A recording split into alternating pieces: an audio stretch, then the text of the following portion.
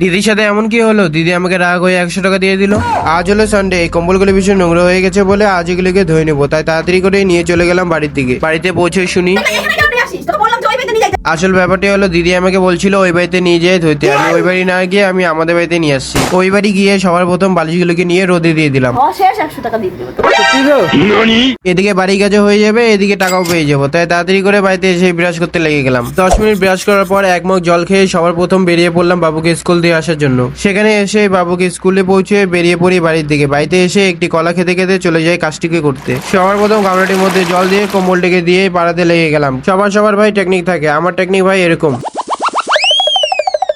তারপর জলটিকে ঝেড়ে নিয়ে তাড়াতাড়ি বেরিয়ে পড়ি কম্বলটি মেলার জন্য। বাইরে এসে যত তাড়াতাড়ি হয় তত তাড়াতাড়ি চেষ্টা করছি কম্বলটি মেলার জন্য, তার কারণ আরেকটি কম্বল এখন দূর বাকি আছে। ভিতরে এসে দেরি না করে ওই কম্বলটিকে পাড়াতে লেগে গেলাম। পরে কম্বলটি কিন্তু 20 মিনিটের মধ্যে ধোয়া হয়ে যায়, তাই সেটিকে ঝেড়ে নিয়ে বাড়ির দিকে চলে গেলাম। বাইরে এসে আগের কম্বলটির মতোই পরেরটিকে মেলে দিলাম। দিদি যেমনটা বলছিল, কাজটিকে শেষ হওয়ার পর দিদি আমাকে 100 টাকা দিয়ে দেবে। দিদির কাছে যাওয়ার পর আমাকে 100 টাকা দিয়ে দেয়, আর বলে 50 টাকা পরে দিয়ে দিবে আমাকে। বাড়ি থেকে আজ 100 টাকা লাভ হয়ে গেল। তোমরা যদি ভিডিওটা প্রথম থেকে দেখো, লাইক এন্ড সাবস্ক্রাইব করে নিও। দেখা হচ্ছে নেক্সট ব্লগে। Bye bye.